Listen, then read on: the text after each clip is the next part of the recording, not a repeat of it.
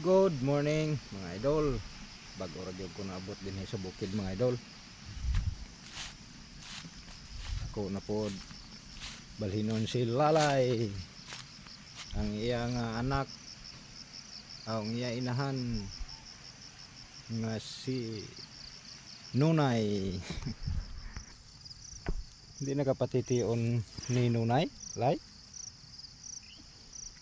Rina si Lulay. Si Lulay matiti na kay gugutom. Sabi ko higot na.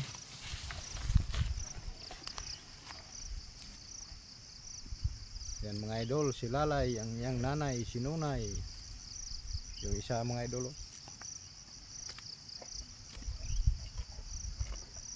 Simhot pagka sa baglay, wala ko dalalay.